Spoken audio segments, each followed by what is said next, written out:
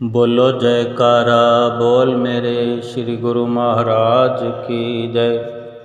सभी गुरुमुख प्रेमियों से सप्रेम जय सच्चिदानंद। आईने में, दर्पण में हम अपना चेहरा तब तक नहीं देख सकते जब तक वो आईना साफ ना हो, किसी प्रकार की धूल न जमी हो, किसी प्रकार की कोई गंदगी, कोई दाग आईने पर ना जमा हो। अगर जमा हो मिट्टी, धूल या कोई दाग, कोई भी पदार्थ चिपका हो, तो उसे साफ करने पर ही हम अपना चेहरा हूबहू उसमें देख सकते हैं।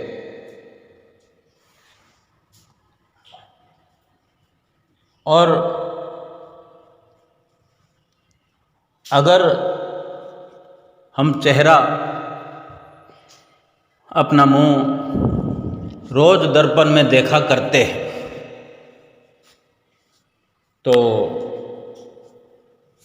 आईने को भी हम रोज साफ करते ही होंगे। ये तो जरूरी बात है। हमारे जीवन की ये एक चर्या है, ये परंपरा है, एक नियम है हमारा रोज का कि हम खुद महसूस कर रहे होंगे कि जब जिसकी भी ड्यूटी घर में साफ सफाई करने की है, सभी वस्तुओं को, सभी सामानों को साफ किया जाता है, तो आईने पर, जो कि दीवार में एक परमानेंट आईना लगा होता है, जहां हम अक्सर हाथ वगैरह धोया करते हैं, मुंह धोया करते हैं, कुल्ला करते हैं, वहाँ आईना लगा ही होता है।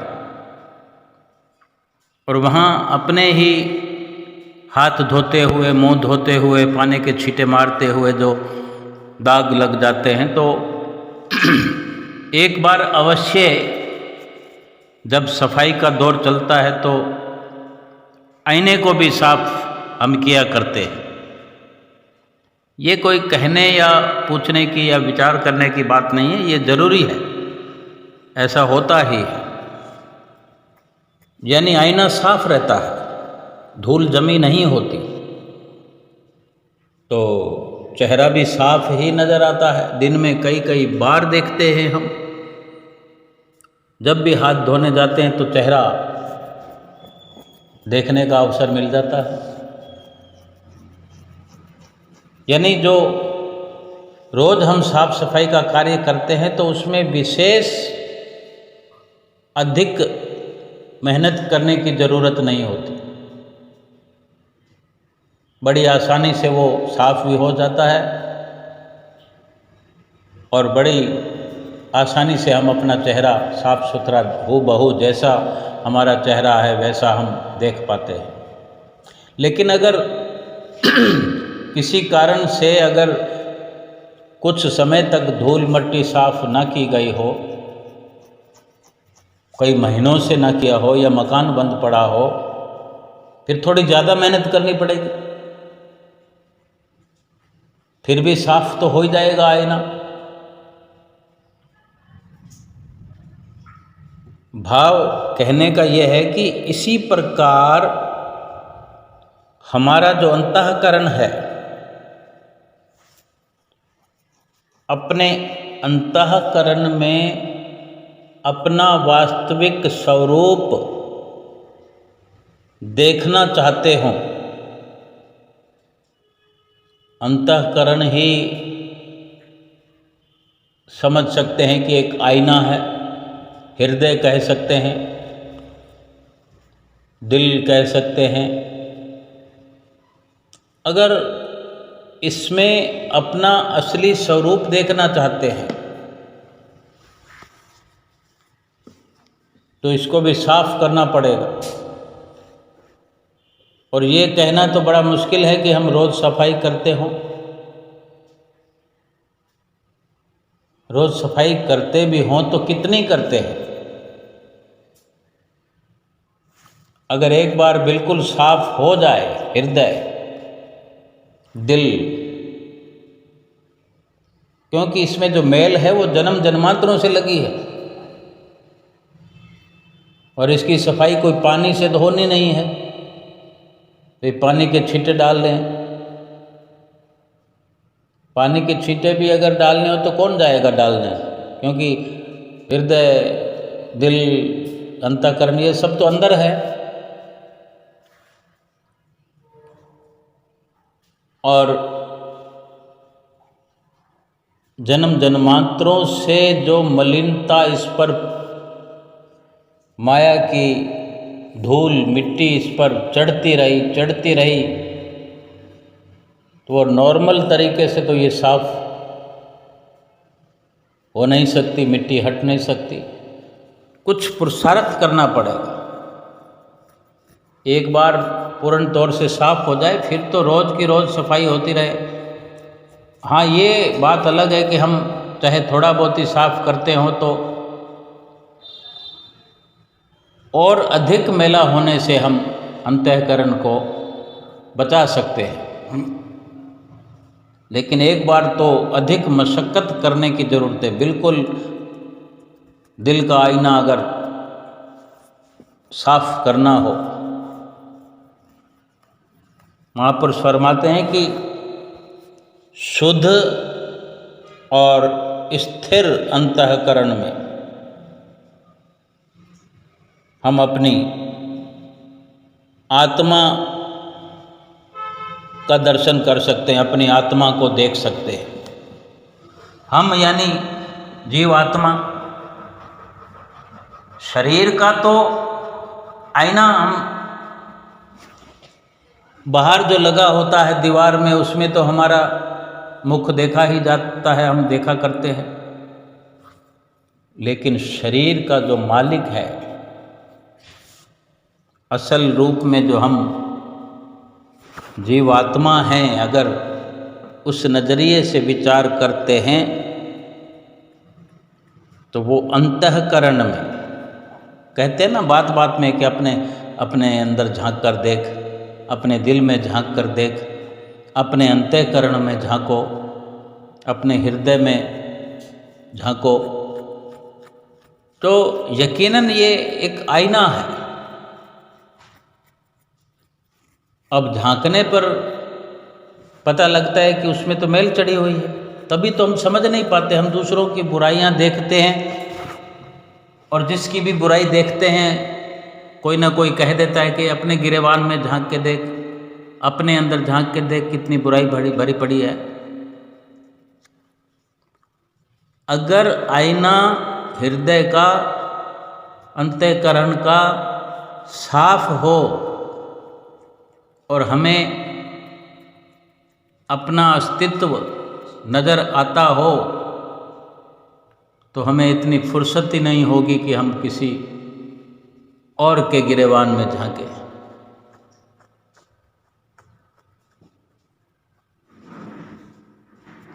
सीधे तौर पर समझने की बात है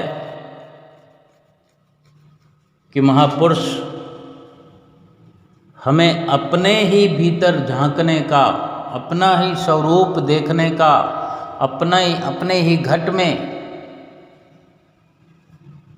परमात्मा का, आत्मा का दीदार करने का रास्ता बताते हैं, हिदायत करते हैं और फरमाते हैं कि अंतःकरण में मैल है,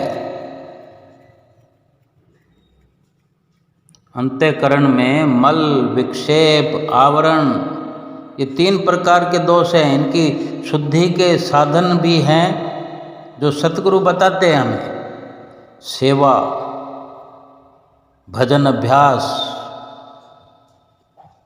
सत्संग और स्वाध्याय,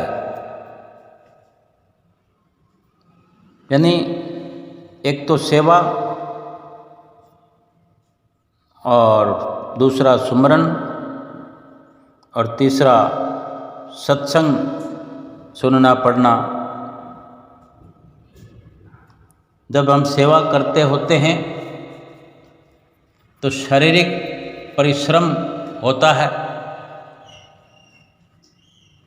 और सेवा करते हुए सेवा करने से हमें कोई बाहरी खजाना सांसारिक धन नहीं मिला करता है। उसके बदले में देखने दिखाने का कुछ नहीं मिला करता। ये हमें पहले से ही पता होता है। जब हम सेवा के लिए निकल पड़ते हैं तभी हम जानते हैं कि इसके बदले में कुछ मिलेगा नहीं, क्योंकि ये सतगुरु की आज्ञा है और जो मिलेगा वो दिखेगा नहीं, क्योंकि वो अंदर की बात है, वो अंदर का खजाना है, वो अंदर के लाभ के लिए है। तो जैसे किसी भी प्रकार की सेवा करते हैं तो उसमें साफ सफाई का सिलसिला हुआ ही करता है। चाहे जमीन पर कोई घास फूस की कटाई करनी है, जमीन पर झाड़ू लगाना है, या दीवारों को साफ करना है, या कोई सामान उठाकर इधर से उधर रखना है, या बर्तन मांजना है, चाहे तगारियाँ उठाना हो, दरियाँ बिछाना हो, दरियाँ समेटना हो, दरियाँ साफ करना हो, या सजाना हो। हम देखते हैं श्री गुरु महाराज जी आने वाले होते हैं दरबार में। जब हम गुरुमुख प्रेमी बहुत से बार ऐसा अवसर मिलता है, हम पहुँचे हुए होते हैं और आगमन की तैयारियां चल रही होती है, तो कितनी ऊंची ऊंची छतें हैं श्री दर्शन हाल की, श्री मंदिरों की, श्री शांति भवन के हॉल की। बड़ी बड़ी घोड़ियां वहाँ पर पड़ी हुई है। उन घोड़ियों पर चढ़ कर के लड़ियाँ लगाई जाती है, सजावटें की जाती है। एक हमारे भीतर एक भाव पैदा होता है, एक भाव रहता है कि हम श्री गुरु महाराज जी के आने का, उनके आगमन का, ये हम सजावट का, ये तैयारियां जो हम कर रहे हैं, तो भीतर ही भीतर, यानी इस व्यवस्था का हमें सांसारिक तौर पर कोई पारितोषिक मिलने वाला नहीं है, कोई धन मिलने वाला नहीं है। जो भी मिलेगा सीधा के सीधा अंदर जमा, और मिलेगा क्या, वो तो मिलना शुरू हो जाता है। ये कुदरती व्यवस्था है। सेवा का ख्याल मन में आने से ही इसका लाभ प्राप्त होने लगता है। जो सेवा किया करते हैं, जो सेवा को लाभकारी समझते हैं, जिन्होंने सेवा का लाभ देखा है, प्राप्त किया है, वही जानते हैं। तब जो भी सेवा की जाती है, अंतःकरण में ऐसे ऐसे भाव उमड़ते हैं, संसार से हमारी चित्तवृत्तियाँ हटी हुई, परमात्मा के नाम में लगी हुई, परमात्मा की प्राप्ति का चिंतन करती हुई। अब अगर साफ सफाई हम कर रहे हैं, साफ सफाई तो अवश्य ही करनी है। सेवा कभी, श्री गुरु महाराज जी का आगमन हो जाने पर भी सेवा तो चलती रहती है। श्री गुरु महाराज जी सुबह सुबह श्री आरती पूजा के पश्चात ही एक चक्कर लगाते हैं, जहाँ कहीं थोड़ी बहुत सेवा चला करती है। पहले जैसी सेवाएं आजकल नहीं हैं, क्योंकि चारों ओर मजदूर, कारीगर कार्य किया करते हैं। फिर भी कुछ थोड़ा बहुत सेवा का अवसर श्री गुरु महाराज जी सबको दिया करते हैं, केवल इसीलिए कि हमारे अंतःकरण की सफाई हो सके। अगर कहीं झाड़ू लगा रहे हैं, कहीं घास फूस तोड़कर सफाई कर रहे हैं, तो एक प्रकार से ये सारा वातावरण हमें अपने भीतर के आईने में होता हुआ नज़र आ रहा है। जो हम अपने हाथों से बाहर कर रहे हैं, हमें वो भीतर उसकी एक झलक दिखाई देती है। यानी बाहर ये सेवा के माध्यम से भीतर के अंतःकरण की सफाई होती हुई हम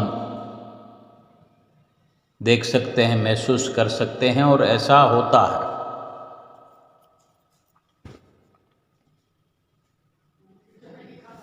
और इसके अलावा जो भी रास्ता सतगुरु ने बताया है कि सेवा, भजन अभ्यास, सत्संग और स्वाध्याय, ये 3 साधन बताए हैं। सेवा के सिलसिले के माध्यम से ये परिवर्तन हमारे भीतर होता है। जो भजन अभ्यास है, दूसरा साधन, वो तो भीतर ही अपने अंतःकरण में ही झांकने के लिए हमें बैठाल दिया जाता है। जो हम सुमरन कर रहे होते हैं, बाहर से तो हमारा संपर्क बिल्कुल कट जाता है, फिर भी आंख बंद करने पर, भीतर झांकने पर भी वो जो बाहर हम देखा करते हैं, वो बाहर नज़र आता है। इसका मतलब कहीं बाहर और अंदर का कनेक्शन तो है। आंख बंद करने पर भी नज़र आ रहा है, अगर हमने अंदर रखा हुआ है तभी तो नज़र आ रहा है। बाहर से कोई सामान लाकर हम अपने अंदर घर में रखेंगे तभी तो वो हमें अंदर पड़ा हुआ नज़र आएगा।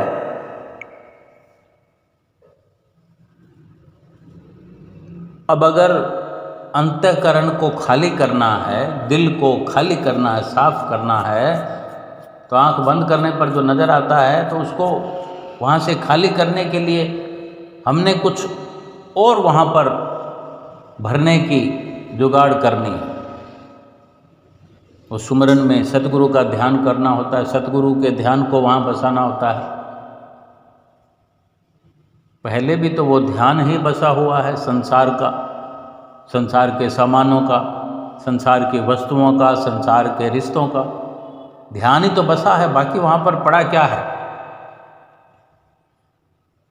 और अंतःकरण में जो ये मेल है, दाग हैं, ये विचारों के, विकारों के, यही तो है, ये ध्यान ही तो है सब। और सफाई भी इन्हीं की करनी है। तो वो संसार के ध्यान को भगवान के ध्यान से काटना है।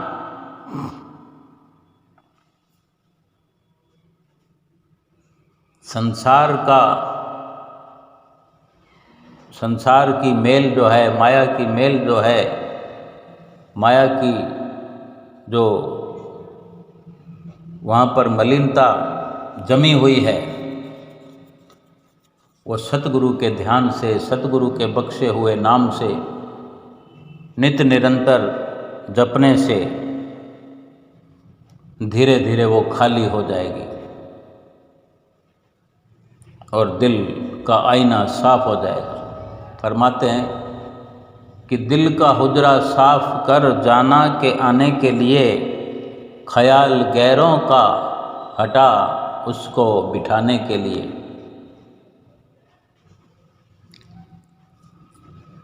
और जो सत्संग रूपी साधन है, वो सत का संग है, सत वस्तु का संग है, सच्ची बात करना, सत्य के साथ रहना, सत्य को साथ रखना, सत्य पर चलना,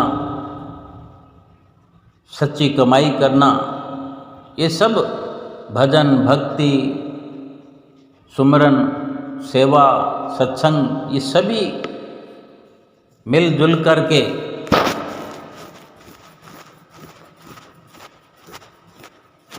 भक्ति कहा जा सकता है।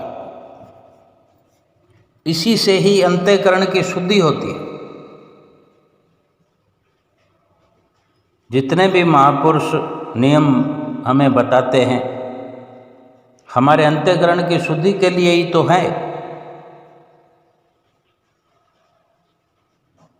और आत्मिक ज्ञान की प्राप्ति के लिए सारे ये नियम पालन करके भक्ति मार्ग पर चलने की प्रेरणा हमें देते हैं।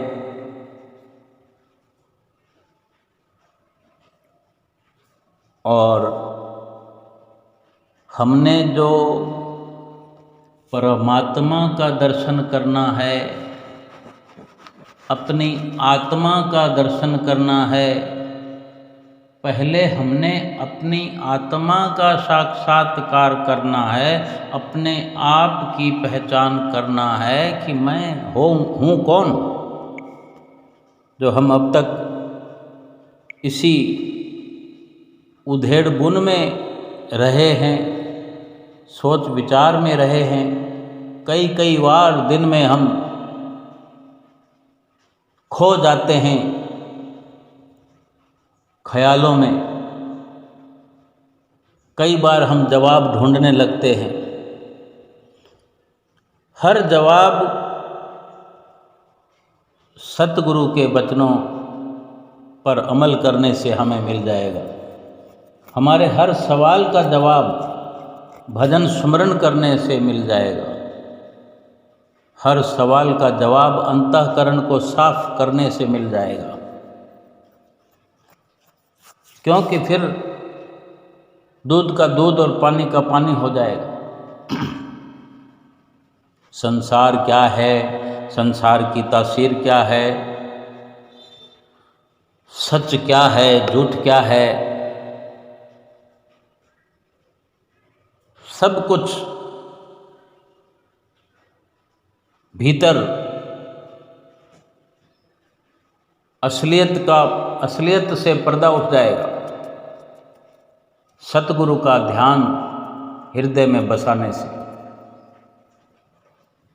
अपनी आत्मा का साक्षात्कार करना, यानी अपनी आत्मा के स्वरूप को हूबहू हृदय के अंदर दीदार करना, साक्षात्कार करना।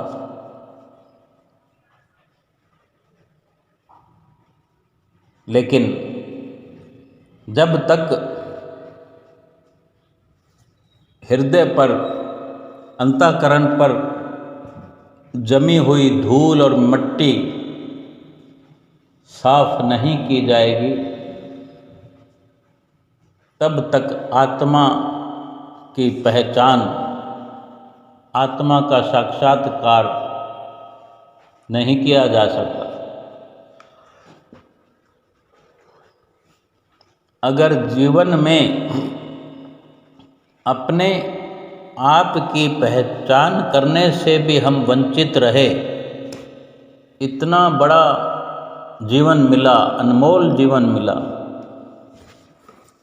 और इस पूरे जीवन में हम अपने आप को भी ना समझ पाए, अपने आप को नहीं पहचान पाए कि हम कौन हैं और किस लिए आए हैं और क्या कर रहे हैं, क्या ठीक है क्या गलत है। तो ये कितने बड़े दुख की बात है। कोई अपने आप को भूल गया हो, अपने स्वरूप को भूल गया हो। जैसे कोई घर से निकल जाता है, मानसिक दशा किसी की खराब हो जाती है, कुछ भी पूछने पर जवाब नहीं दे पाता, वो खुद नहीं समझ पाता कि मैं कहाँ से आया हूँ, कहाँ जाना है मुझे, कौन सी गाड़ी में बैठना है। ऐसे अपने आप को भी वो कुछ क्या जवाब दे सकते होंगे। हम सोच सकते हैं, समझ सकते हैं कि उसकी मानसिक परेशानी वाले इंसान की क्या दशा होगी, जो अपना नाम नहीं बता सकता, अपना ठिकाना नहीं बता सकता, भूल चुका है। ये एक जीवन की बात है। अगर एक जीवन में ऐसा हो तो उसको देखने वाले, उसको मिलने वाले कितना दुखी हो रहे हैं कि बेचारा कहाँ से आया है, इसका घर होगा, इसका परिवार होगा, इसकी पत्नी होगी, इसके बच्चे होंगे, इसके माँ बाप भाई बहन भरा पूरा परिवार होगा, लेकिन ये कुछ बता नहीं पा रहा। इसको पहुँचाया जाए तो कहाँ पहुँचाया जाए। बस उस पर दया करके फिर कोई रोटी पानी की व्यवस्था कर ही देता है। एक लावारिस की तरह, लावारिसों जैसी उसकी पहचान बन जाती है। क्या ये ठीक है अवस्था? कोई चाहेगा कि ऐसी अवस्था किसी की हो जाए, हम अपने घर से बाहर जाएं कहीं और हम इस प्रकार से भूल जाएं, हमारी मनोदशा बिगड़ जाए, ना वापस आ पाएं, ना किसी को कुछ बता पाएं, सब कुछ भूल जाएं। तो ये हालत कोई नहीं चाहेगा कि हमारी हो जाए। लेकिन यही हालत अगर सही मायने में जीवात्मा की हुई पड़ी है, कि अपने घर से बिछड़कर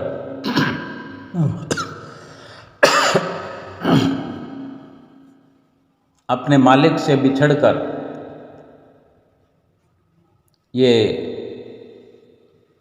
कितना अरसा से दुख उठाते हुए, जन्मों में भटकते हुए मनुष्य जीवन में आकर भी न समझ पाए कि मैं कौन हूँ। कभी विचार करें इस प्रकार तो हम समझ पाएंगे कि क्या दशा है हमारी। हम अपने आप को ही नहीं पहचान रहे हैं। अगर भगवान से बेखबर हैं, भगवान से गाफिल हैं, उसके नाम से दूर हैं, भक्ति से दूर हैं, तो फिर वही दशा हो गई कि हमने अपने आप को केवल खाने पीने का एक, बस इस दुनिया में आने का एक लक्ष्य बना लिया है कि खाना है, पीना है, सो जाना है। लेकिन जिस मकसद से आए थे वो तो हमने भुला दिया ना। हम भूल गए, अपने घर को भूल गए, अपने आप को भूल गए। तो ये बहुत दुखद अवस्था है। लेकिन इसमें हमारी बहुत बड़ी लापरवाही है।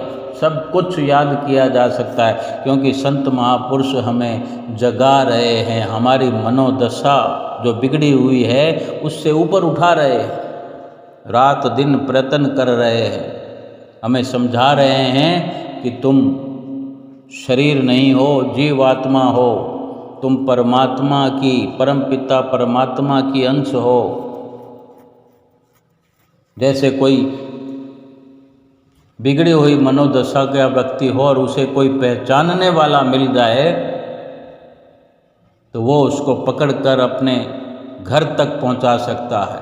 तो सतगुरु हमें पहचानने वाले हैं, सतगुरु हमारे हितैषी हैं, वे जानते हैं हम कौन हैं, तभी वो हमें बताना चाहते हैं, वो समझा रहे हैं कि तुम जीवात्मा हो, परमात्मा की अंश हो। तुम्हारा जो असली घर है, असली ठिकाना है, जो जीवात्मा का असली घर है, वो परमात्मा का धाम है। हमारा काम तो आसान हो गया। हम कितने भाग्यशाली हैं। हमें इन साधनों के द्वारा अपने अंतःकरण को साफ करते हुए, अपने अंतःकरण के शीशे में, आईने में अपने जीवात्मा के स्वरूप का दीदार करना चाहिए। स्वयं ही अपनी पहचान बनना चाहिए। शरीर हमारी पहचान नहीं है, हमारी असली पहचान है जीवात्मा। अब हम स्वयं जब तक जीवात्मा का दर्शन करेंगे नहीं, परमात्मा का दर्शन करेंगे नहीं, जीवात्मा को परमात्मा की राह में चलाएंगे नहीं, तो वो आनंद कैसे प्राप्त होगा। इसलिए हमें अपने अंतःकरण को साफ करना है और शुद्ध अंतःकरण में सतगुरु के उपदेशों को ध्यान में रखते हुए सतगुरु की आज्ञा व मौज में चलकर सतगुरु की प्रसन्नता प्राप्त करें और आत्मा को परमात्मा से मिलाएं। बोलो जयकारा बोल मेरे श्री गुरु महाराज की जय।